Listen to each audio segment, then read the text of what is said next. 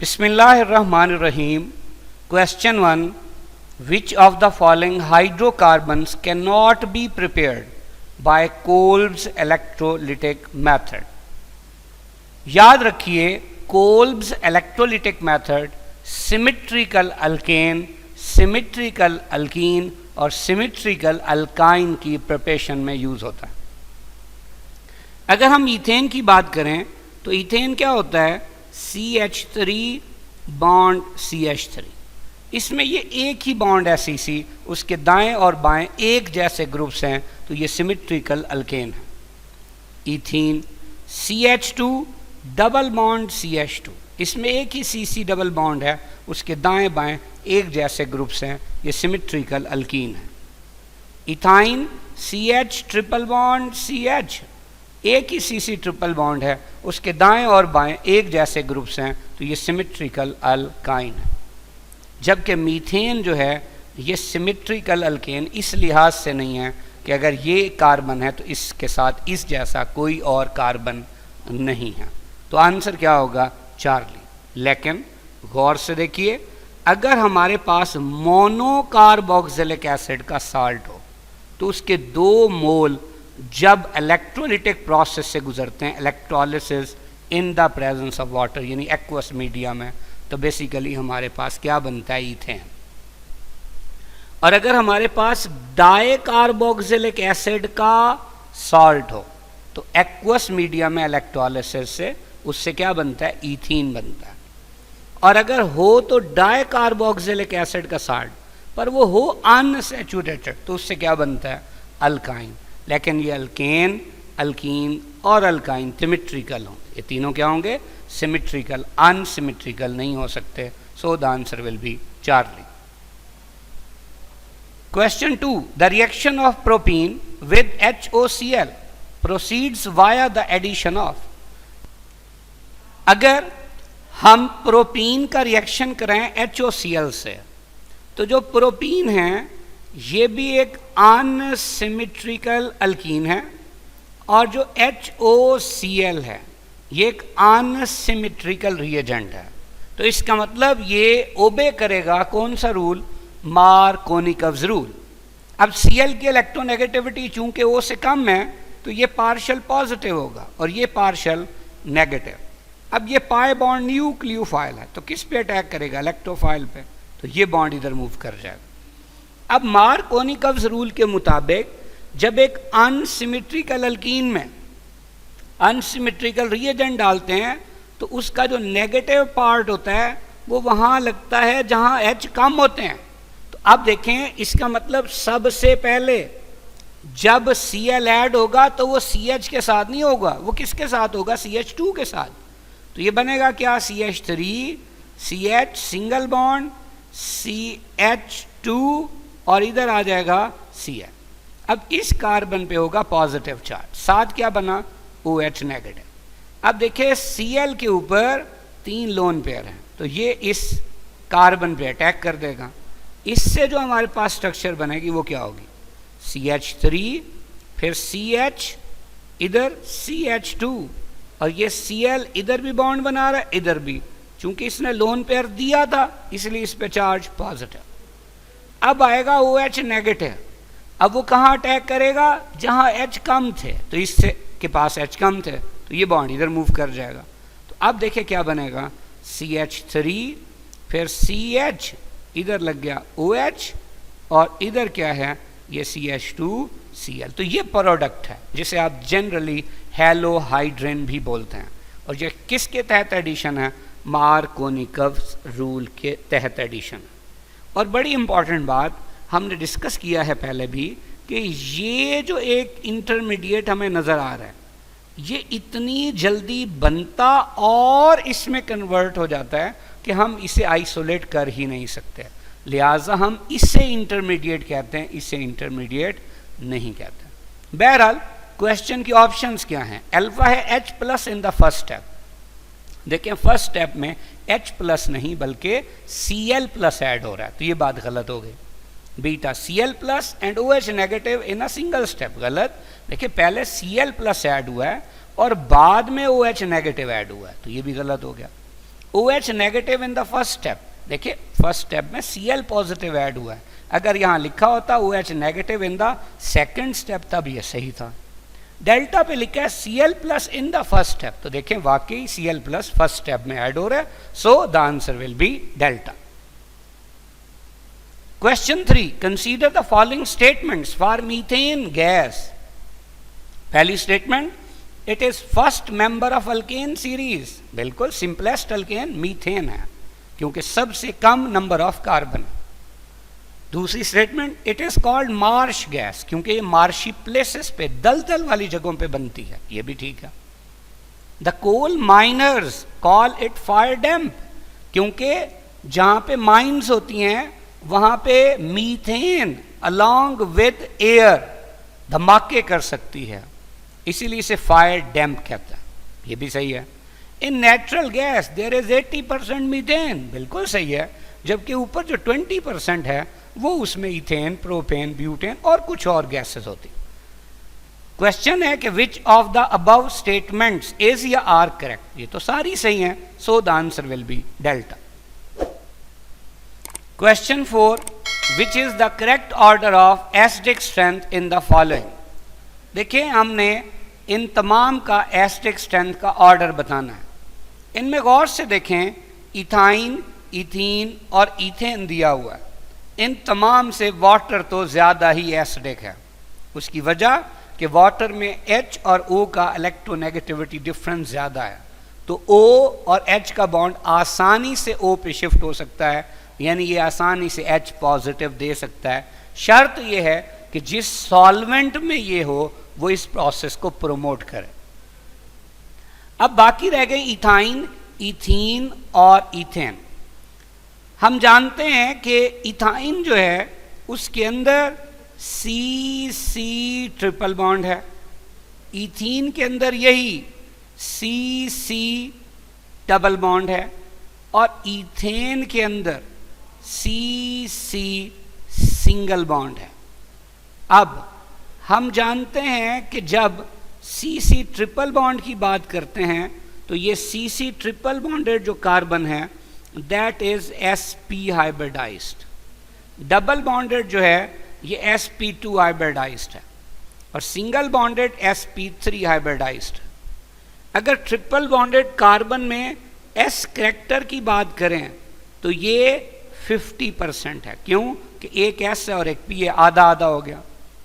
Double bonded carbon में देखिए एक s और दो p है, तो s तीसरा हिस्सा है यानी 33%।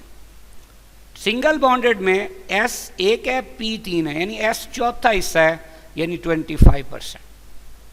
अब जितना S करैक्टर ज्यादा होता है, capacity of atom to attract the shared pair of electron towards itself भी ज्यादा होती है।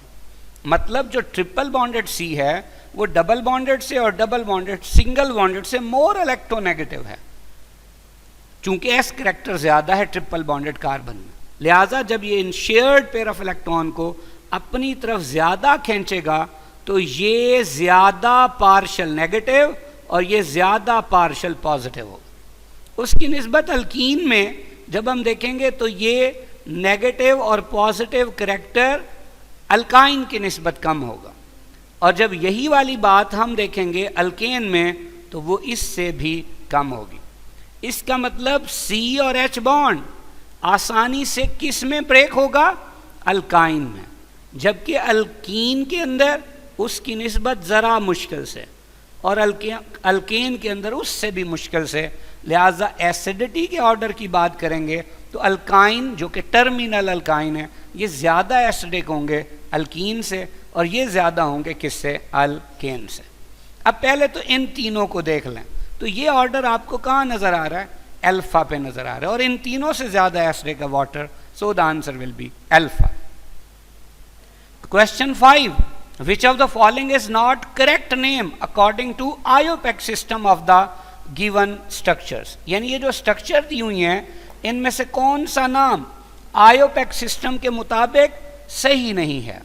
देखिए अल्फा में CHO और अमाइनो ग्रुप है।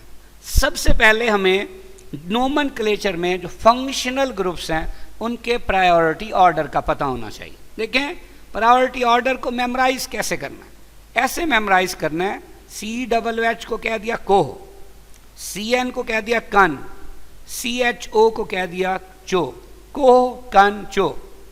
फिर COCH3 यानी जो कीटोन है कोच, फिर OH यानी OH लगाओ बेंजीन के ऊपर, O, अमाइनो लगाओ नहीं, फिर OR यानी ईथर टाइप, और फिर R यानी अल्काइल। तो ये क्या है, को कंचो, कोच, ओ नहीं और मतलब OR यानी जैसे एल्कोक्सी ग्रुप, और R यानी अल्काइल ग्रुप। तो ये प्रायोरिटी ऑर्डर है, इनमें जो भी पहले आ जाएगा वो नंबर 1 होगा। मसलन पहले स्ट्रक्चर में देखें CHO भी है और NH2 भी है, तो CHO और NH2 में प्रायोरिटी ऑर्डर में सबसे पहले CHO है, तो याद रखें ये हमेशा नंबर 1 होगा। फिर नंबरिंग किस तरफ को जाती है, जिस तरफ से दूसरा सब्स्टिट्यूएंट करीब हो। अब जब 1 पे CHO हो, बेंजीन रिंग के साथ CHO, तो ये क्या है, बेंजल्डिहाइड, ये पेरेंट नेम हो गया। 2 पे क्या है, अमाइनो, तो ये पहले आ जाएगा। अब अमाइनो फंक्शनल ग्रुप नहीं होगा, ये एज अ सब्स्टिट्यूएंट होगा, तो ये नाम तो सही है। बीटा I और Cl है, देखें ये दोनों इस प्रायोरिटी ऑर्डर में नहीं है। जब नहीं है तो इनका नाम किस तरह होना चाहिए, अल्फाबेटिकल ऑर्डर में। देखिए क्लोरो C से शुरू होता है और आयोडो I से। अल्फाबेट्स में पहले आता है C, तो पहले होना चाहिए क्लोरो, बाद में आता है I, तो बाद में होना चाहिए आयोडो। देखिए हमने ये तो लिख दिया। अब आपको पता है जो बाद में आता है वो पेरेंट होता है, और जो पेरेंट वाला ग्रुप होता है वो हमेशा नंबर 1 होता है। अब नंबरिंग उस तरफ को जाएगी जिस तरफ को सब्स्टिट्यूएंट करीब हो, तो 3 पे क्या बन जाएगा, क्लोरो, तो फिर नाम बन गया 3 क्लोरो, और खुद क्या था, आयोडो बेंजीन, तो ये भी सही है। चार्ली, COOH भी है, OH भी है। अब देखें COOH और OH जब दोनों आ जाएं तो COOH पहले है, OH बाद में है, तो COOH क्या होगा, नंबर 1। अब नंबरिंग उस तरफ को जाएगी जिस तरफ को सब्स्टिट्यूएंट करीब हो। तो अब 1 पे COOH है तो बेंजीन पे COOH हो, तो ये क्या होता है, बेंजोइक एसिड। 3 पे OH है तो हम कहेंगे 3 हाइड्रोक्सी, तो ये भी सही है। डेल्टा पे देखिए नाइट्रो है और ब्रोमो है, ये इस ऑर्डर में नहीं है। ब्रोमो B से शुरू होता है और नाइट्रो N से। अल्फाबेट्स में पहले आता है B, तो पहले होना चाहिए ब्रोमो और फिर होना चाहिए नाइट्रो। इसका मतलब यहाँ उल्टा दिया हुआ है, इसीलिए ये गलत है। So the answer will be delta. Question 6, consider the following reaction. ये रिएक्शन है कि इथाइल अल्कोहल का कंसंट्रेटेड H2SO4 से रिएक्शन किया तो क्या बनेगा। ये सीक्वेंस ऑफ रिएक्शन है। क्या होता है कि जो हमारे पास ये कार्बन है ये अपना H देगा और ये कार्बन देगा OH, कंसंट्रेटेड H2SO4 की प्रेजेंस में डिहाइड्रेशन हो जाएगी और अल्कीन बन जाएगा। इसका मतलब X जो है वो ईथीन है। अब जब ब्रोमीन डालेंगे in the presence of CCl4, तो एक ब्रोमीन लेफ्ट पे एक राइट पे, और बॉन्ड डबल से सिंगल हो जाएगा। तो ये हमारा क्या है, ये हमारा है Y। फिर अल्कोहल KOH से जब इसको ट्रीट करेंगे तो क्या होती है, डीहाइड्रोहेलोजिनेशन। अगर हम इसे ओपन करके लिख दें तो ये क्या होगा, ये ऐसे है, ये CH2 इधर Br, फिर सिंगल बॉन्ड CH2 और इधर Br। अब देखिए बड़ी इंपॉर्टेंट बात, अब KOH 2 यूज होंगे in the presence of alcohol. Again फिर हम कहते हैं जी ये KOH है in the presence of alcohol. जब रिएक्शन होता है तो क्या होता है, अब इस हैलोजन के लिहाज से ये बीटा है, तो ये बीटा के H पे अटैक करेगा, ये बॉन्ड इधर चला जाएगा और ये इधर, और इस हैलोजन के लिहाज से ये बीटा है तो ये बीटा के H पे अटैक करेगा, ये बॉन्ड इधर और ये इधर। अब आप देखें क्या हुआ, ये एक दफ़ा HBr गया, ये दोबारा HBr गया, पहले एक दफ़ा पाई बॉन्ड आया फिर दोबारा, तो कितने बॉन्ड हो जाएंगे 3, तो ये क्या बन जाएगा, इथाइन। इसका मतलब क्या हुआ, ये हमारा है Z।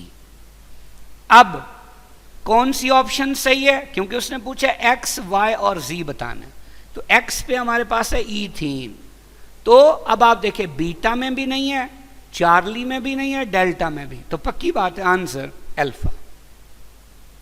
Question 7, which of the following hydrocarbons is decolorized by alkaline KMnO4 solution in cold state but does not give precipitate with ammonical cuprous chloride.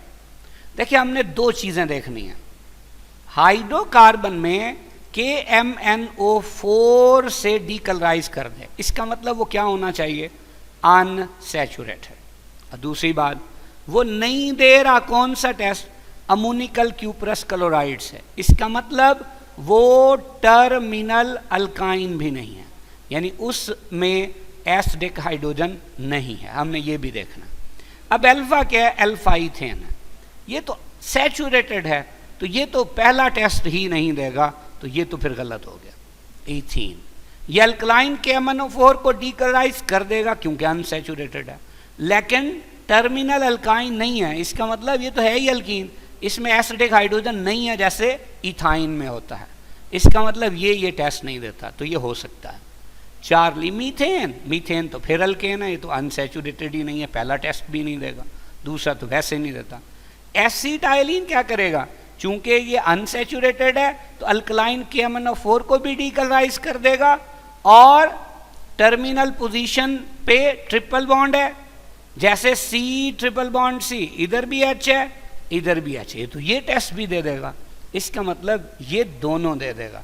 तो सवाल ये था कि अल्कलाइन KMnO4 को डीकलराइज कर दे लेकिन क्यूप्रस क्लोराइड के साथ ये रिएक्शन ना करे, तो फिर आंसर क्या होगा? बीटा होगा. जैसे ये देखें, ये इथीन है, ये अल्कलाइन KMnO4 से रिएक्ट कर रहा है, और हमारे पास ये प्रोडक्ट जो है बन जाएगा, जिसे आप कहते हैं हाइड्रोक्सीलेशन. अगर ये अल्काइन है जैसे एसिटाइलिन है, तो देखें ये क्यूप्रस क्लोराइड और अमोनियम हाइड्रोक्साइड से रिएक्शन भी दे देगा, रेडिश ब्राउन प्रेसिपिटेट बन जाएंगे. और यही अल्काइन क्या करेगा? अल्कलाइन KMnO4 से रिएक्शन करके ऑक्सैलिक एसिड भी बना देगा, तो फिर answer beta. Question 8. In benzene, there are delocalized electrons which make it very stable molecule. Greater is the resonance energy, greater is the stability.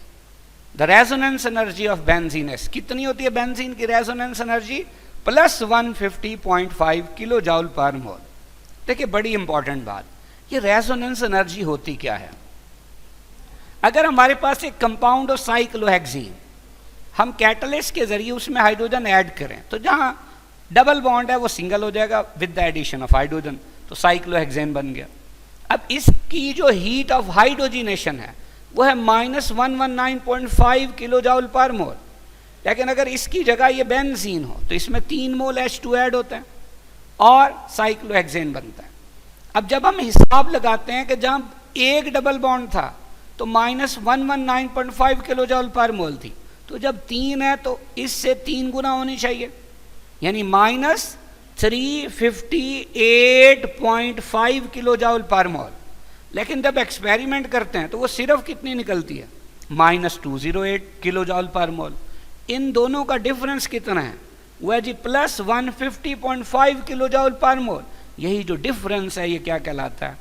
Resonance energy कहलाता है. यानी रेजोनेंस एनर्जी असल में क्या है? कैलकुलेटेड हीट ऑफ हाइड्रोजिनेशन और observed heat of hydrogenation का difference.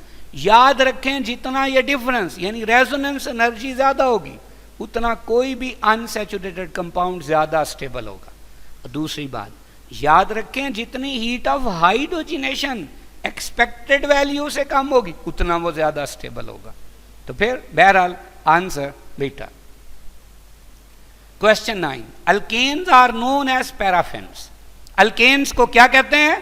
Paraffins कहते हैं. Which means that they are least reactive.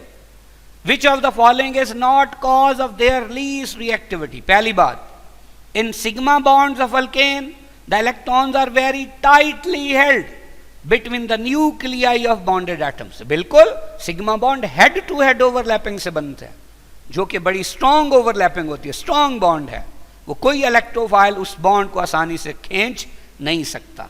तो ये पैराफिन्स होंगे, यानी लिटिल रिएक्टिविटी रखते होंगे.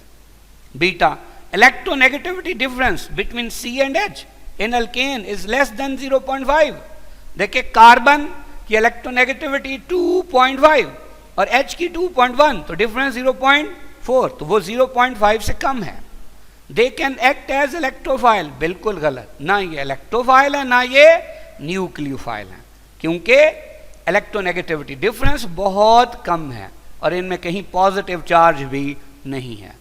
तो आंसर क्या होगा? चार्ली। डेल्टा क्या है? दे show non polarity of bonds, क्योंकि अगर किसी बॉन्ड का इलेक्ट्रोनेगेटिविटी डिफरेंस बॉन्डेड एटम्स में 0 हो या 0.5 से कम हो तो हम उसे क्या कहते हैं? Non polar. तो चूंकि इनमें डिफरेंस 0.5 से कम है तो ये क्या हुए? Non polar. तो ये बात सही है। तो गलत कौन सी थी? Charlie. So the answer is Charlie. Question 10, which one of the following alkenes is comparatively more stable than others? बड़ी इंपॉर्टेंट बात।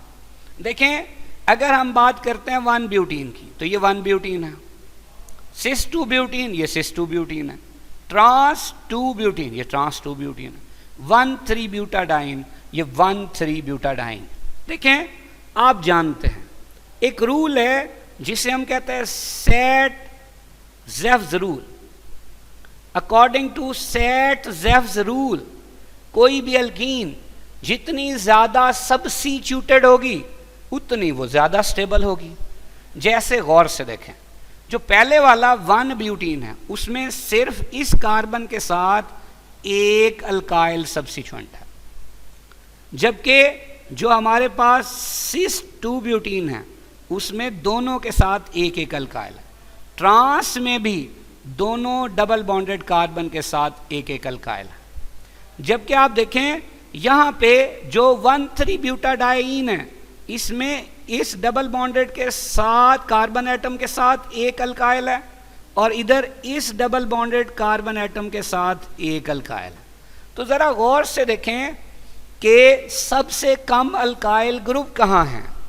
डबल बॉन्डेड कार्बन के साथ, या तो वो अल्फा में नजर आ रहे हैं या वो डेल्टा में। इसका मतलब ये दोनों तो कम स्टेबल होंगे।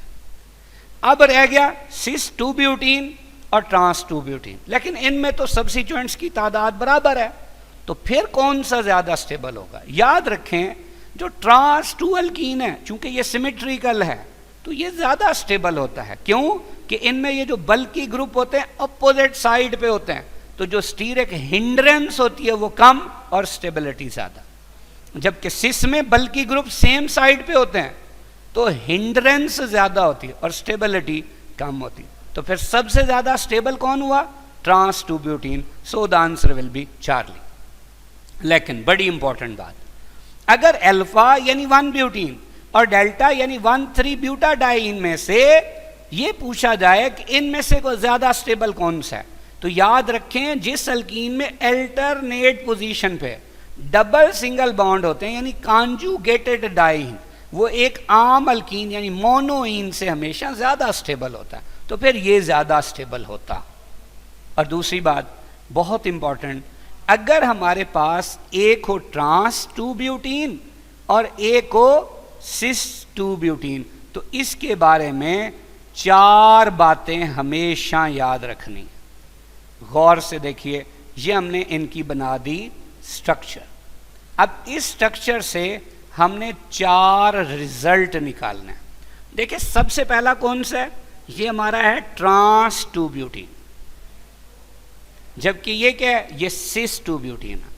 4 बातें कौन सी? सबसे पहली बात देखिए, चूंकि इधर जो स्ट्रक्चर है, जैसे इधर मिथाइल है तो दूसरा अपोजिट साइड पे है, बिल्कुल दोनों साइडों पे एक जैसा है, तो याद रखें ट्रांस अल्कीन जो है ये कैसी होती है? इसे हम कहते हैं सिमेट्रिकल। जबकि इसमें क्या है? इसमें ऐसा नहीं है, इसमें बल्कि ग्रुप अपोजिट डायरेक्शन पे नहीं है, तो ऐसे अल्कीन को कहते हैं अनसिमेट्रिकल। दूसरी बात याद रखें, जो सिमेट्रिकल है उसके dipole movement equal but opposite in direction है, तो ये एक दूसरे के इफेक्ट को कैंसिल कर देते, लिहाजा इसका डायपोल मूवमेंट 0 है। और हम कहते हैं ये क्या है? ये नॉन पोलर है, जबकि इसमें ये दोनों डायपोल मूवमेंट्स एक दूसरे के इफेक्ट को कैंसिल नहीं करते, तो इसका डायपोल मूवमेंट 0 नहीं है, यानी ये क्या है? पोलर है। अब देखें, जो बॉइलिंग पॉइंट होता है वो इंटरमॉलिक्यूलर फोर्सेस पे डिपेंड करता है। तो अब जो पोलर होगा उसमें क्या होगा, इंटरमॉलिक्यूलर फोर्सेस स्ट्रांग होंगी, तो फिर उसका बॉइलिंग पॉइंट ज्यादा होगा। और जो नॉन पोलर होगा उसमें इंटरमॉलिक्यूलर फोर्सेस वीक होंगी और उसका बॉइलिंग पॉइंट क्या होगा, कम होगा। जबकि जो मेल्टिंग पॉइंट है, याद रखना है, वो सिर्फ और सिर्फ इंटरमॉलिक्यूलर फोर्सेस पे डिपेंड नहीं करता, बल्कि पैकिंग पे डिपेंड करता है इंटरमॉलिक्यूलर फोर्सेस के साथ साथ। देखें, ये जो हमारे पास एक अल्कीन है जो कि ट्रांस है, ये क्या है, अगर मैं इन H को ना बनाऊं और सिर्फ बड़े ग्रुप्स को बना दूं, तो आप देखें इसकी कुछ हमें ऐसी स्ट्रक्चर नजर आ रही। इधर होंगे बल्की ग्रुप, जब इस जैसा कोई और अल्कीन इसके साथ मिलेगा तो वो कुछ ऐसे होंगे। इसी तरह अगर ये सिस में हो तो यहां क्या होगा, यहां पे ये वाली कोई अरेंजमेंट होगी। तो आप देखें यहां हिंड्रेंस ज्यादा होगी, तो जो सिस अल्कीन होता है उसमें पैकिंग लूज होती है, यानी इनमें देखें गैप कम है। जबकि जो ट्रांस है उनमें ये गैप कम है, यानी कैसी पैकिंग है, क्लोज पैकिंग। तो क्लोज पैकिंग की वजह से जो ट्रांस अल्कीन है उनका मेल्टिंग पॉइंट ज्यादा, जबकि सिस अल्कीन का जो मेल्टिंग पॉइंट है वो कम होता है। तो बड़ी इंपॉर्टेंट बातें हैं कि जो ट्रांस 2 ब्यूटीन है वो सिमेट्रिकल है, डायपोल मोमेंट 0 है, वो नॉन पोलर है, बॉइलिंग पॉइंट कम है, पर मेल्टिंग पॉइंट ज्यादा है। क्यों ज्यादा है, क्योंकि पैकिंग अच्छी है, क्लोज पैकिंग है।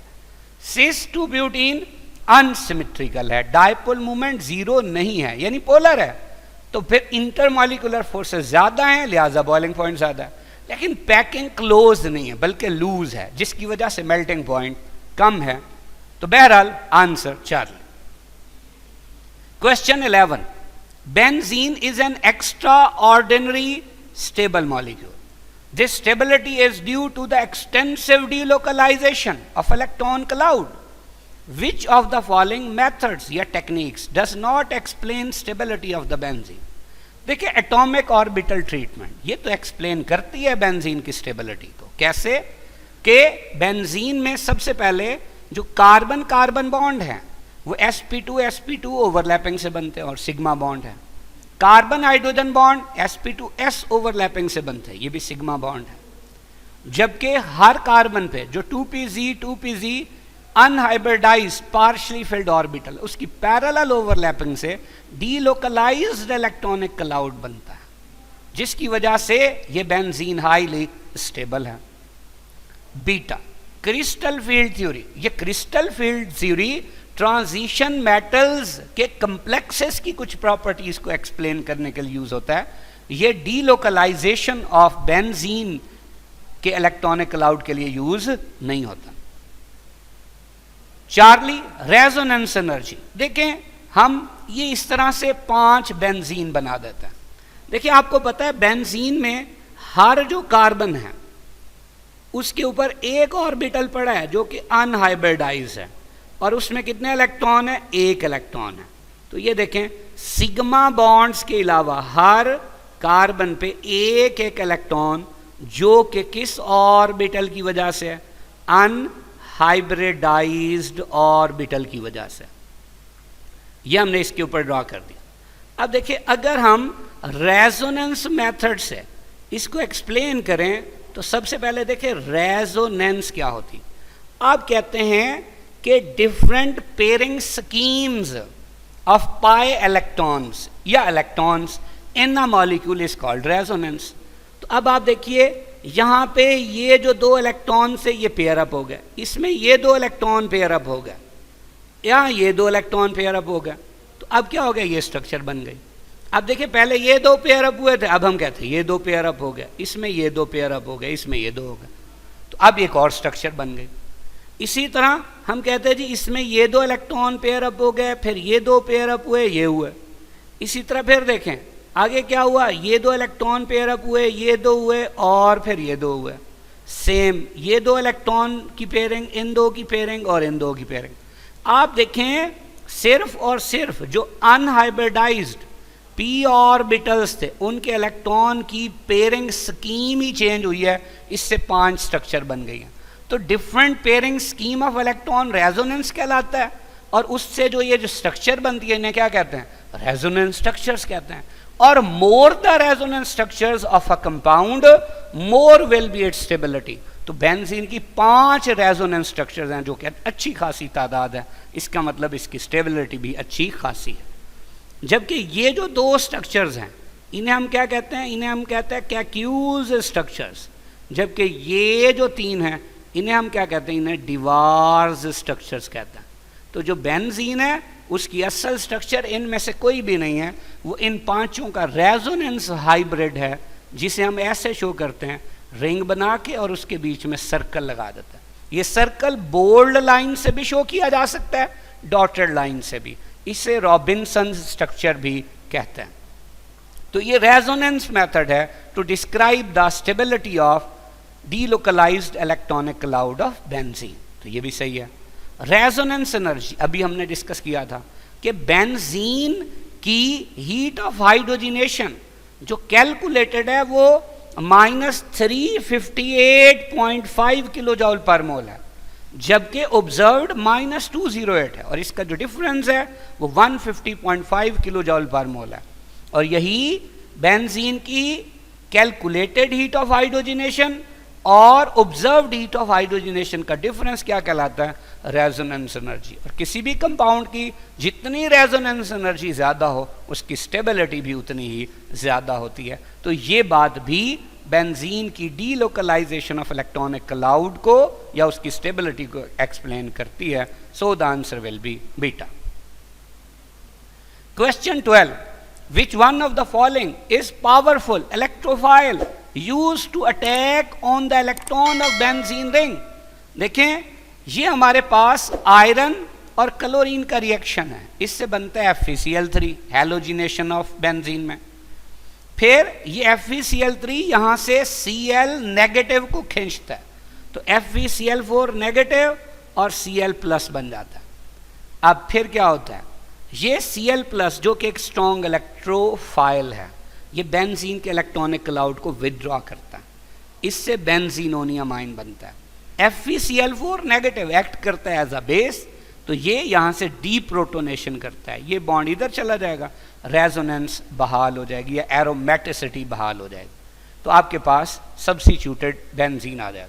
सवाल क्या था कि बेंजीन रिंग के इलेक्ट्रॉन्स को कौन खींचता है जो कि एक पावरफुल इलेक्ट्रोफाइल है? तो हमें नजर आ रहा है वो Cl पॉजिटिव है।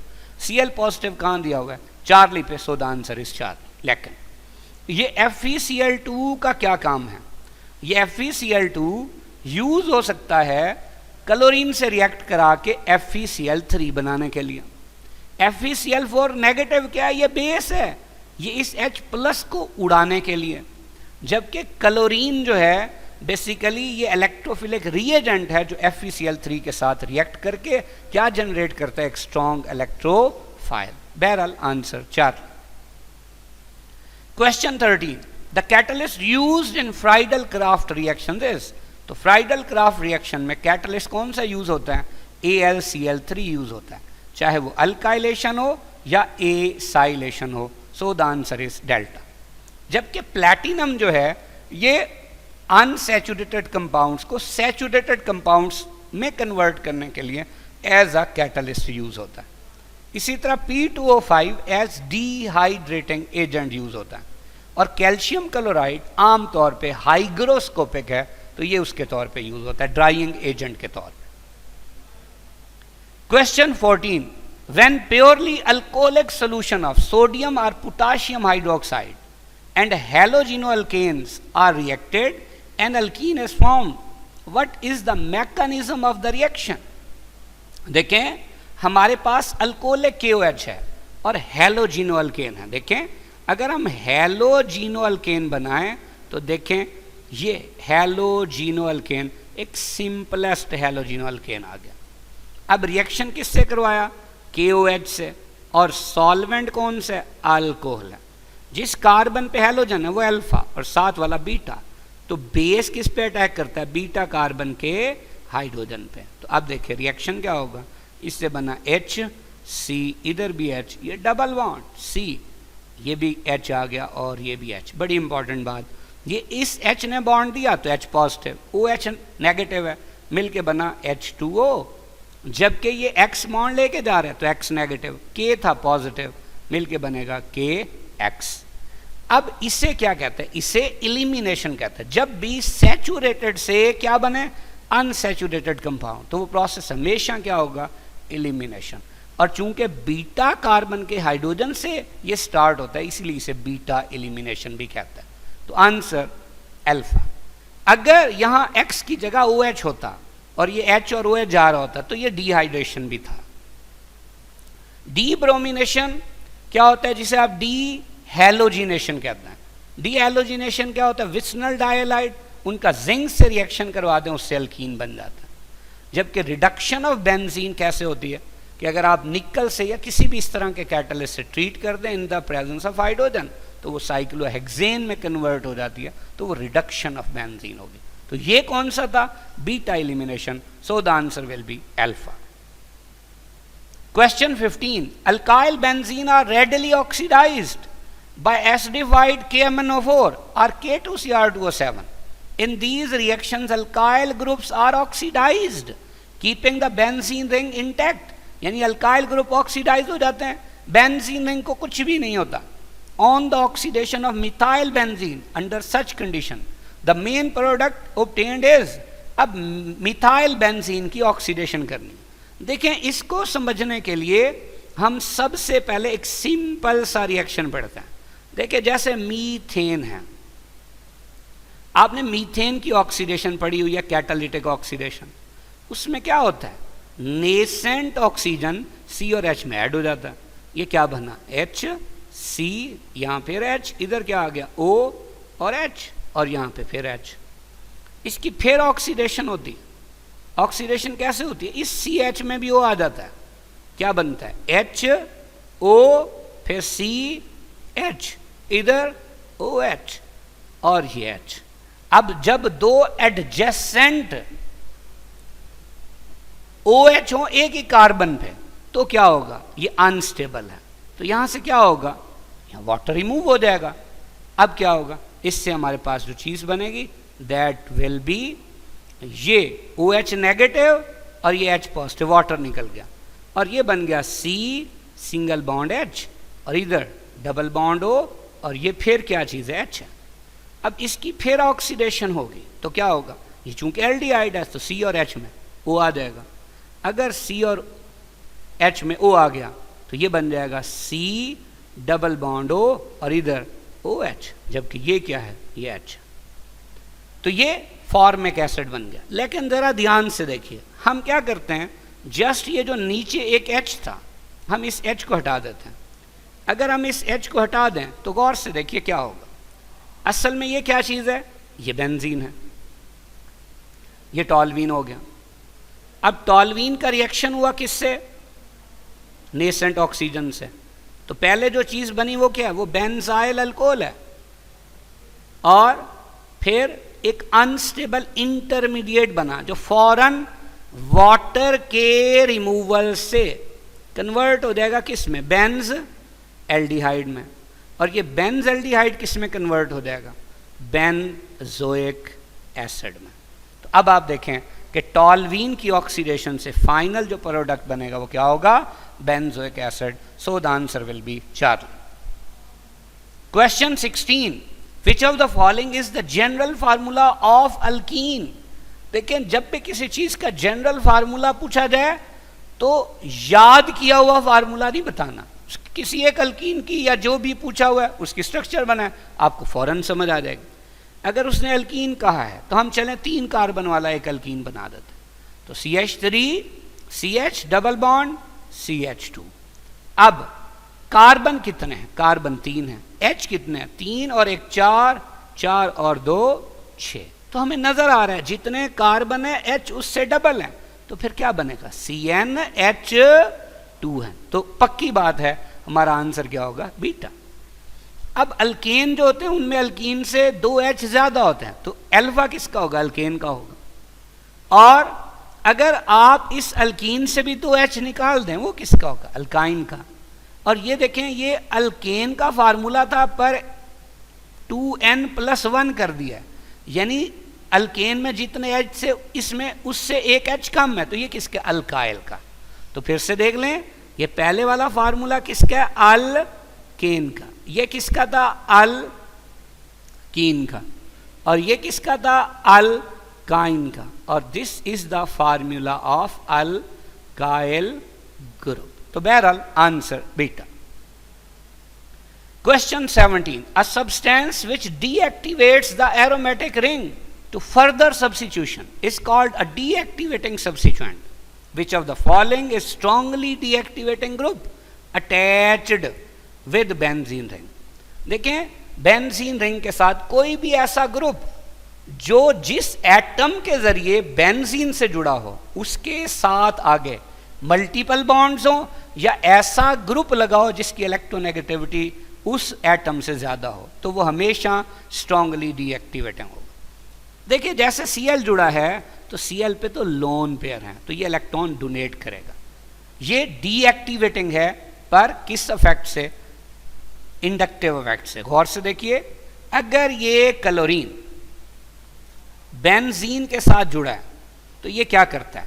ये बेंजीन को इलेक्ट्रॉन पेयर देता है। अब इलेक्ट्रॉन पेयर देता कैसे है? गौर से देखिएगा, ये इलेक्ट्रॉन पेयर देता है जब ये पाए बॉन्ड बनाता है। अब पाए बॉन्ड जब भी बनता है तो ये फिनोमिना कहलाता है रेजोनेंस। इसका मतलब जो Cl है वो इलेक्ट्रॉन डोनेटिंग ग्रुप है थ्रू रेजोनेंस। लेकिन यही Cl किससे जुड़ा है? C से। अगर CCl बॉन्ड देखें तो Cl की इलेक्ट्रोनेगेटिविटी ज्यादा है, ये पार्शियल नेगेटिव, ये पार्शियल पॉजिटिव। तो अब ये सिग्मा बॉन्ड किसकी तरफ जाएगा?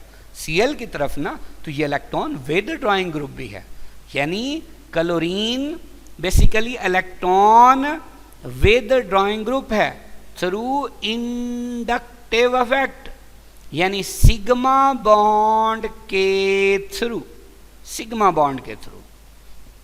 जबकि ये Cl जब पाए बॉन्ड बनाता है तो फिर क्या होता है? ये इलेक्ट्रॉन डोनेटिंग ग्रुप होता है, यानी कब? जब किस बॉन्ड के थ्रू? पाए बॉन्ड। और ये कौन सा इफेक्ट कहलाता है?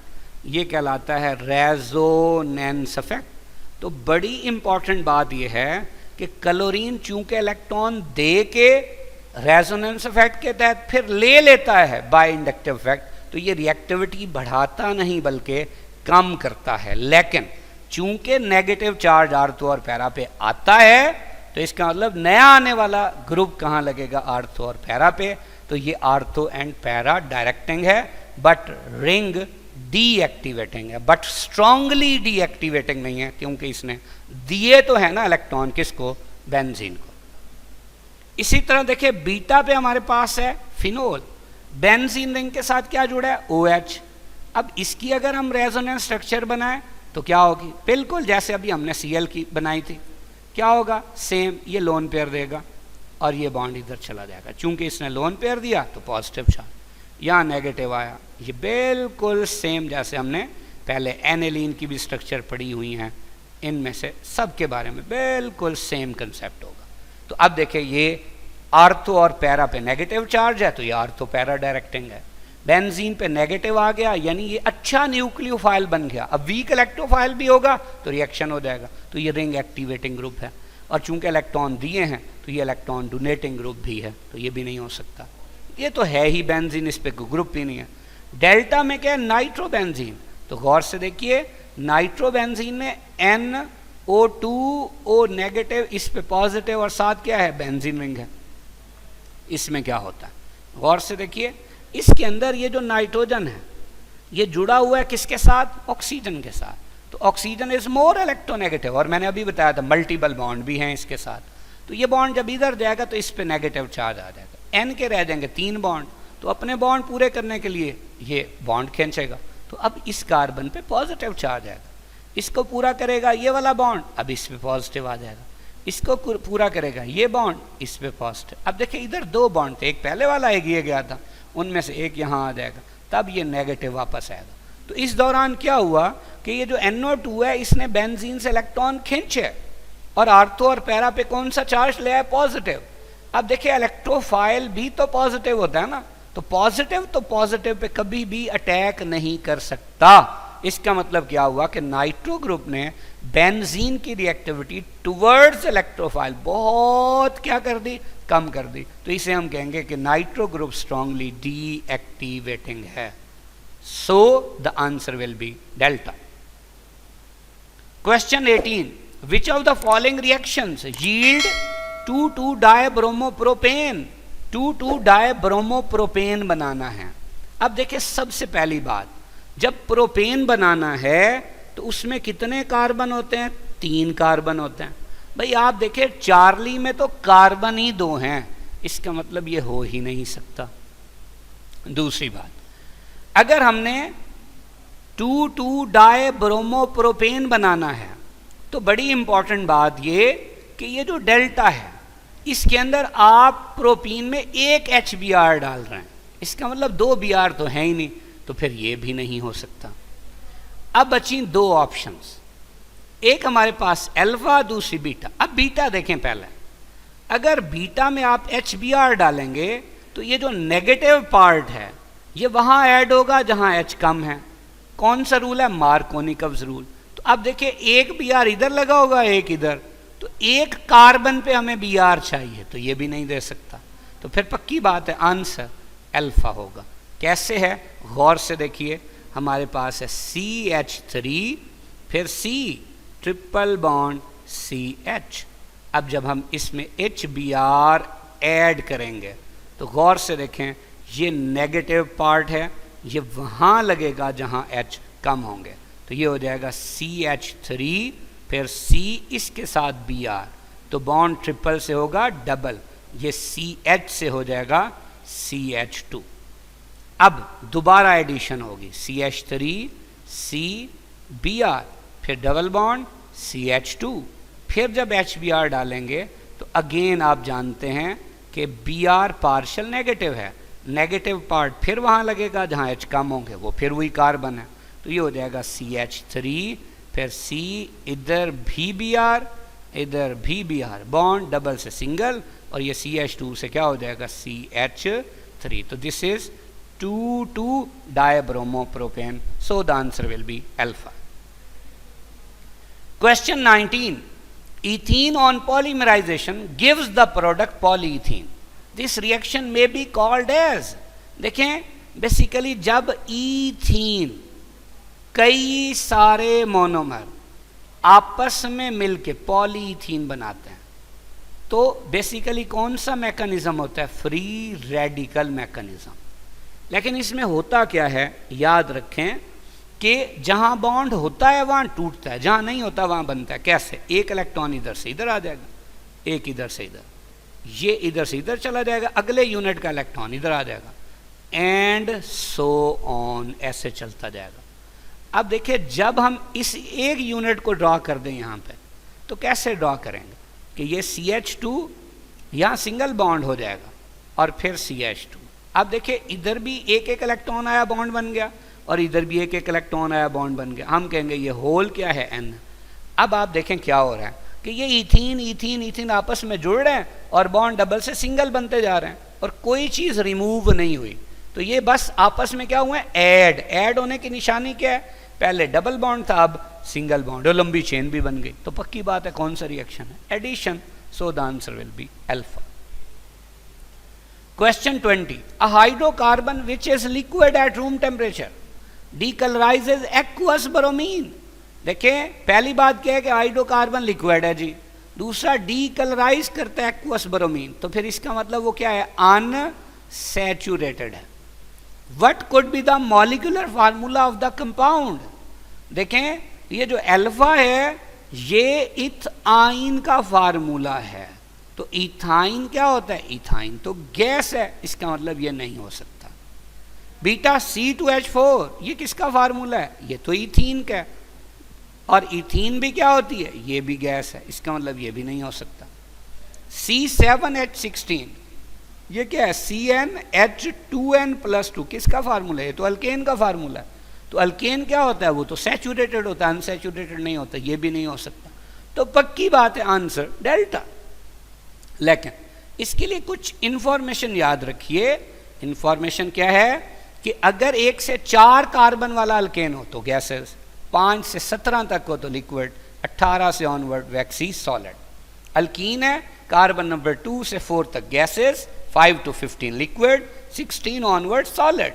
और अल्काइन है तो C2 से 4 गैसेस, C5 to 12 लिक्विड्स और C13 ऑनवर्ड सॉलिड। बहरहाल answer delta. Question 21, which of the following is benzo radical. देखिए जब बेंजीन का H हटा दें तो उससे फिर बॉन्ड से शो करते हैं, तो ये क्या होता है, फिनाइल। जब बेंजीन के साथ CH2 हो तो ये बेंजाइल। जब बेंजीन के साथ CH हो तो बेंजल, और बेंजीन के साथ सिर्फ C हो तो ये benzo. So the answer will be delta. लेकिन अगर बेंजीन रिंग होता और उसके साथ C डबल बॉन्ड O होता तो इसे हम कहते हैं बेनज़ोइल। बेनज़ोइल कहते हैं, बड़ी इंपॉर्टेंट बात। Question 22, hydrocarbon with highest carbon to hydrogen ratio is. देखें अल्कीन का जनरल फार्मूला, 6 कार्बन वाला हम अल्कीन ले लेते हैं तो क्या होगा, C6 होगा और H12 होगा। अगर हम बात करते हैं बेंजीन की तो वो C6H6 है। साइक्लो अल्केन का फार्मूला अल्कीन जैसा होता है, तो 6 कार्बन वाला होगा तो क्या होगा, C6 और H12। इसी तरह अल्केन का क्या होगा, C6 है, H कितना होगा 14। तो देखिए सबसे पहले उसने कहा जी highest carbon to hydrogen ratio, यानी कार्बन की निस्बत हाइड्रोजन कम होंगे तो highest carbon to hydrogen ratio होगी ना। तो अब आप देखें इनमें सबसे कम हाइड्रोजन किस में है, बेंजीन में। सो the answer will B beta. Question 23, which of the following is resonance hybrid structure of benzene. अभी हमने पढ़ा था कि बेंजीन के अंदर 6 मेंबर्ड रिंग बना दें और अंदर सर्कल बना दें, चाहे वो डॉटेड लाइन से हो चाहे वो बोल्ड, तो ये रेजोनेंस हाइब्रिड। जबकि अल्फा और चार्ली कैक्यूल्स स्ट्रक्चर हैं, जबकि बीटा डिवार स्ट्रक्चर है। So the answer is delta. Question 24, which one of the following is a propagation step in the reaction between methane and chlorine. देखें सबसे पहली बात कि जो पहला स्टेप है इसमें फ्री रेडिकल बन रहे हैं, तो ये इनिशिएशन है। बीटा लगता प्रोपेगेशन है पर ये प्रोपेगेशन भी नहीं है, क्यों कि HCl नहीं होगा, अगर यहां होगा तो क्लोरीन होगा। चार्ली में अल्केन का अल्काइल रेडिकल है, जबकि हैलोजन का क्लोरीन रेडिकल नहीं है। तो इसमें आगे क्या हुआ कि एक रेडिकल बना और एक न्यूट्रल मॉलिक्यूल बना, तो ये प्रोपेगेशन। डेल्टा, डेल्टा क्या है, CH2Cl रेडिकल, फिर HCl आ गया। देखिए HCl नहीं हो सकता, तो फिर ये भी गलत है। So the answer will be Charlie. Question 25, AlCl3 catalyzes certain reactions by forming carbocation, जिसे कार्बोनियम आयन भी कहते हैं, with chloroalkane as shown in the following equation। अब ये इक्वेशन है, इसमें अगर हम इसे ओपन करके लिखें तो ये क्या होगा कि ये AlCl3 इस Cl को बॉन्ड समेत खींचता है, यानी Cl नेगेटिव जुड़ता है AlCl3 के साथ, तो इसीलिए R का चूंकि बॉन्ड चला गया तो R पे पॉजिटिव, और AlCl3 के साथ Cl नेगेटिव ऐड हो गया तो ये AlCl4 नेगेटिव बन गया। क्वेश्चन क्या है, दिस कैन अकर बिकॉज, पहली बात AlCl3 is a covalent compound, तो इसका मतलब तो फिर ये हुआ कि हर कोवेलेंट कंपाउंड को यहां यूज किया जा सकता है, बिल्कुल नहीं, तो गलत बात। Beta, AlCl3 exist in the dimeric form. भाई अगर ये डायमेरिक फॉर्म में है तो फिर हमें इसको ऐसे लिखने की क्या जरूरत थी। नो डाउट डायमेरिक फॉर्म में है, लेकिन यहां इस रिएक्शन के होने की ये वजह नहीं है। Charlie, aluminium atom in AlCl3 has an incomplete octet of electron, बिल्कुल सही है, क्योंकि ये AlCl3 जो था ये इस तरह था ट्राइगोनल प्लेनर। जब RCl में से Cl नेगेटिव आया उसने इसके साथ कोऑर्डिनेट कोवलेंट बॉन्ड बनाया, तो अब ये बन गया AlCl4 negative with tetrahedral structure. तो अब इसमें इस Al का ऑक्टेट क्या हो गया, कंप्लीट हो गया। तो इसलिए वाकई इसने ऐसा किया। जबकि डेल्टा पे है कि Cl atom in RCl has a vacant p orbital, कि इसमें एक p ऑर्बिटल वेकेंट है। p ऑर्बिटल कभी भी 7th 6th और 5th ग्रुप के ऑर्बिटल का एलिमेंट का हो ही नहीं सकता। तो ये फिर गलत बात हो गई। सो the answer will be Charlie. Question 26, which substance in a vehicle exhaust results from incomplete combustion of hydrocarbon fuel। देखिए, अगर मीथेन की इनकम्प्लीट कंबस्शन करें तो कार्बन मोनोऑक्साइड बनता है, वाटर बनता है और कार्बन बनता है। अब देखिए, नाइट्रोजन या उसके ऑक्साइड्स का तो सवाल ही पैदा नहीं होता, ये तो वैसे गलत हो गया। वाटर तो कंप्लीट कंबस्शन में भी बनता है, इनकम्प्लीट में भी बनता है, इसका भी सवाल पैदा नहीं होता। तो फिर पक्की बात है answer alpha. Question 27, both methane and ethane can be prepared in one step by the reaction of.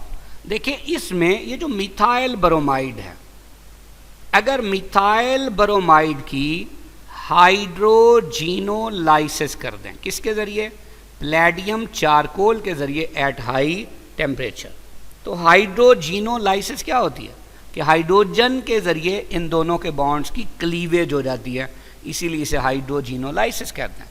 तो एक H CH3 से जुड़ जाएगा तो ये CH4 बन गया, और एक H Br से जुड़ गया तो ये बन गया HBr। तो हमने इससे क्या बना लिया, मीथेन, वो भी एक ही स्टेप में।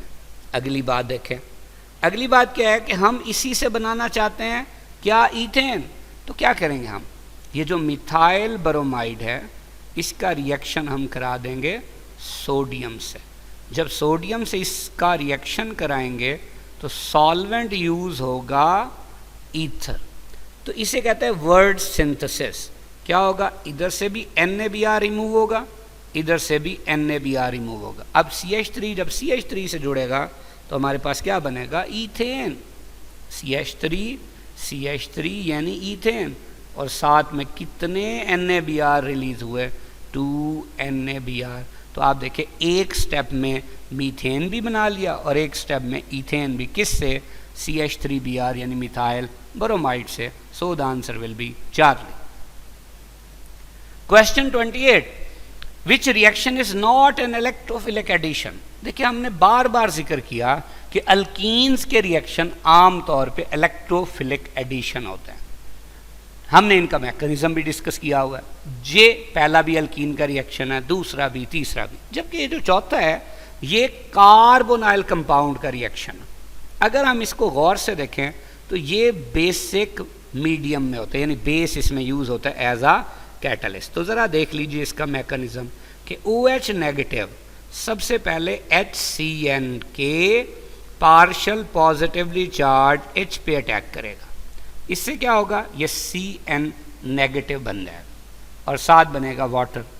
अब ये CN नेगेटिव एक अच्छा खासा स्ट्रॉन्ग न्यूक्लियोफाइल है। तो ये जो कार्बोनाइल है जैसे एसीटोन का, इसके ये पार्शियल पॉजिटिव है, ये नेगेटिव है, तो इसमें पॉजिटिव पे अटैक करेगा, ये बॉन्ड इधर चला जाएगा। अब क्या हुआ, C के साथ यहाँ अटैच हो गया CN, इधर O पे नेगेटिव। अब ये जो हमारे पास इंटरमीडिएट बना है, इसमें ये O नेगेटिव किस पे अटैक करेगा, ये जो वाटर बना था उसके H पे, ये पार्शियल पॉजिटिव, ये पार्शियल नेगेटिव। अब ये नेगेटिव इस पे अटैक करेगा, ये इधर। तो अब बन गया क्या, CN और साथ C, और इधर आ गया OH, और प्लस क्या चीज़ है, OH नेगेटिव है। ये OH नेगेटिव क्या था, जो पहले यूज़ हुआ और बाद में बन गया, तो ये क्या चीज़ है, ये कैटालिस्ट है। जबकि देखें इसमें ये जो दूसरे वाला स्टेप है ये स्लो है, जबकि बाकी दोनों स्टेप इसकी निस्बत फास्ट हैं। तो ज़रा गौर से देखिए, ये CN नेगेटिव जो कि न्यूक्लियोफाइल है, इस कार्बोनाइल में क्या होने की कोशिश कर रहा है, ऐड होने की कोशिश कर रहा है। इसीलिए हम इस तरह के रिएक्शंस को जो कि कार्बोनाइल कंपाउंड्स के होते हैं उन्हें न्यूक्लियोफिलिक एडिशन रिएक्शंस कहते हैं। So the answer will be delta. Question 29. The electrophile involved in aromatic sulfonation reaction is. तो सल्फोनेशन रिएक्शन में क्या होता है, अगर दो H2SO4 के मॉलिक्यूल हम यूज करें तो अब क्या होगा, इसमें राइट वाला जो सल्फ्यूरिक एसिड है ये पार्शियल पॉजिटिव, ये पार्शियल नेगेटिव। अब देखिए इसमें ये O लोन पेयर्स के साथ है, ये इस पे अटैक करेगा, ये बॉन्ड इधर चला जाएगा। अब देखिए हमारे पास चीज़ जो बनेगी वो क्या होगी, वो होगी HO फिर S, डबल बॉन्ड O फिर डबल बॉन्ड O। इधर पहले एक H था, अब दूसरा भी लग गया, O पे पॉजिटिव चार्ज भी आ गया, साथ बन गया ये HSO4 और इस पे नेगेटिव, यानी HSO4 नेगेटिव हो गया। अब ये अनस्टेबल है, क्योंकि इसमें वाटर अगर निकल जाए तो ये स्टेबल हो जाएगा। इससे क्या बना, ये H पॉजिटिव निकला और ये H2O, यानी ये बन जाएगा H3O पॉजिटिव। जबकि ये क्या है, S का डबल बॉन्ड O और फिर डबल बॉन्ड O, तो ये SO3 है। तो इस रिएक्शन में ये जो SO3 है, this is actually an electrophile, जबकि ये HSO4 नेगेटिव जो है ये एक स्ट्रॉन्ग बेस है। तो अब SO3 एक स्ट्रॉन्ग इलेक्ट्रोफाइल कैसे है, क्योंकि सल्फर 3 बहुत ज़्यादा इलेक्ट्रोनेगेटिव ऑक्सीजन एटम से जुड़ा है, तो ये बहुत ज़्यादा पार्शल पॉजिटिवली चार्ज है, इसीलिए एक्ट करता है एक अच्छे इलेक्ट्रोफाइल के तौर पे। सो the answer will B beta. Question 30. Which of the following is correct order of priority in case of polyfunctional group present in an organic compound? हमने डिस्कस किया कि ऑर्डर क्या है, COOH कोह, CN कन, CHO चो कोह कन चो, फिर COCH3 कोच, फिर OHO NH2 नहीं, और OR और R और। तो इसमें देखें जो अल्फा ऑप्शन है, पहले OH है फिर NH2 है और फिर OR है, तो AOH NH2 और OR, इसका मतलब ये ऑर्डर क्या है, सही है। तो फिर बाकी देखें तो उनमें कुछ ना कुछ चीज़ें उलट लिखी हुई हैं। So the answer is alpha. Question 31. Addition of halogen to alkene is an electrophilic addition reaction. Number of steps involved in the mechanism of reaction is या R. देखिए अगर हमारे पास अल्कीन है, सीधा सादा सा ईथीन, अब हम उसमें ऐड करते हैं क्या, हैलोजन। मिसाल के तौर पे ये X2 है, तो ये इस पाई बॉन्ड की पोलैरिटी की वजह से इसमें पोलैरिटी इंड्यूस हो जाएगी, ये इस पे अटैक करेगा और ये इधर चला जाएगा। अब ये क्या बना, CH2 और सिंगल बॉन्ड CH2। अब सपोज इसके साथ हमने X जोड़ दिया तो इस पे होगा पॉजिटिव। अब X जो कि हैलोजन है, इस पे 3 लोन पेयर हैं, तो इसने अटैक किया और ये क्या बना, CH2, इधर आ गया आपके पास X, इधर फिर CH2 और ये साथ क्या बना, साथ हमारे पास बन गया X नेगेटिव, और इस X पे कौन सा चार्ज होगा, पॉजिटिव। दूसरी बात हमने पढ़ा था कि ये जो इंटरमीडिएट है ये जितनी जल्दी बनता है उतनी जल्दी ख़त्म भी हो जाता है, तो इसे आम तौर पे लिटरेचर में शो नहीं किया जाता। तो ये एक स्टेप हो गया। अब दूसरे स्टेप में क्या होता है कि ये जो हैलोजिनोनियम आइन बना है, इसके ऊपर दूसरा X नेगेटिव क्या करता है, अटैक करता है। ये हैलोजिनोनियम आइन है, दूसरा जो X नेगेटिव होगा वो अटैक करेगा, कैसे, इधर, और ये बॉन्ड इधर चला जाएगा। अब आप देखें क्या बन गया, ये 1,2 डाई हैलोजिनेटेड अल्केन बन गया। तो ये पहले वाला जो स्टेप होता है वो स्लो, जबकि दूसरे वाला फास्ट होता है। अब स्लो स्टेप में जो चीज़ ऐड हो रही है वो X पॉजिटिव है, यानी इलेक्ट्रोफाइल है, इसीलिए हम इसे कहते थे इलेक्ट्रोफिलिक एडिशन रिएक्शन। और ये कितने स्टेप्स में हुआ, 2 स्टेप्स में। सो the answer will be alpha. Question 32. Which of the following is not ortho and para directing? देखें हमने अभी बात की थी कि जैसे NH2 है, तो जब ये NH2 बेंजीन रिंग से जुड़ा होगा तो इसमें N पे क्या है, लोन पेयर हैं, तो ये इलेक्ट्रॉन डोनेटिंग है, आर्थो पैरा डायरेक्टिंग होगा, रिंग एक्टिवेटिंग होगा। सेम OCH3 है, जैसे ये OH होता है, बिल्कुल उसी तरह का इसका फंक्शन होगा। जब रिंग के साथ जुड़ा होगा तो इस पे लोन पेयर हैं, इलेक्ट्रॉन देगा, आर्थो पैरा पे नेगेटिव चार्ज लेके आएगा, रिंग को एक्टिवेट करेगा, आर्थो पैरा डायरेक्टिंग होगा। OH भी बिल्कुल इसी तरह से है, इस पे भी लोन पेयर हैं, रिंग के साथ जुड़ा होगा, इसका भी सेम काम है। लेकिन जब ये CHO यानी एल्डिहाइड है, ये जुड़ा होगा बेंजीन रिंग से, तो ये इलेक्ट्रॉन देगा नहीं बल्कि इलेक्ट्रॉन लेगा। क्यों लेगा? क्योंकि इसके ऊपर जो O है, O is more electronegative than carbon, तो ये बॉन्ड इधर जाएगा तो इस पे नेगेटिव आ जाएगा, उसकी वजह से ये यहाँ से बॉन्ड खींचेगा, इधर पॉजिटिव, ये बॉन्ड इधर आएगा, इधर पॉजिटिव, ये बॉन्ड इधर आएगा, इधर पॉजिटिव। अब चूंकि यहाँ दो बॉन्ड होंगे, ये वाला इधर आ जाएगा और ये नेगेटिव वापस, तो इस दौरान आर्थो और पैरा पे कौन सा चार्ज आ गया? Positive charge. तो इलेक्ट्रोफाइल पे इसका अटैक आसान होने की बजाय मुश्किल हो जाएगा, जबकि इसकी जो मेटा पोजीशन है वो कंपैरेटिव टू आर्थो और पैरा थोड़ी सी रिच इन इलेक्ट्रॉन होगी, तो नया आने वाला ग्रुप पहले तो मुश्किल से लगेगा, लेकिन अगर लगेगा भी तो सिर्फ और सिर्फ कहाँ पे? मेटा पे। तो ये ortho and para directing group नहीं है बल्कि मेटा डायरेक्टिंग ग्रुप है। So the answer will be delta. Question 33. What happens when 1 mole of ethane is mixed in the dark at room temperature with 6 mole of chlorine? देखें, alkane और halogen के जितने मर्जी मोल darkness में मिला दें, कभी भी कुछ भी नहीं होगा, क्योंकि रिएक्शन के लिए शर्त है या तो सनलाइट हो या यूवी रेडिएशन हो या फिर हाई टेम्परेचर हो। सो the answer will be alpha. Question 34. Which of the following statements about alkene and arene is incorrect? देखें, अल्कीन के बारे में है कि ये लेस स्टेबल हैं और अरीन यानी बेंजीन मोर स्टेबल है। अब बेंजीन ज़्यादा स्टेबल क्यों है? क्योंकि उसमें extensive delocalization of pi electron है, जबकि ऐसी बात आम अल्कीन में नहीं है, तो ठीक हो गया। बीटा लोकलाइज्ड पाई इलेक्ट्रॉन, यानी अल्कीन का बॉन्ड जिधर है उधर ही रहता है, लेकिन आपको पता है बेंजीन का उधर नहीं रहता, जैसे हमने उसकी 5 रेजोनेंस स्ट्रक्चर भी अभी डिस्कस की थी, तो वो डीलोकलाइज्ड होता है, ये भी सही है। इसी तरह इलेक्ट्रोफिलिक एडिशन रिएक्शन देते हैं अल्कीन, अभी हम पढ़ के हैं मैकेनिज्म के साथ, जबकि बेंजीन इलेक्ट्रोफिलिक सब्स्टिट्यूशन रिएक्शन देता है, ये भी हमने डिस्कस किया, ये भी सही है।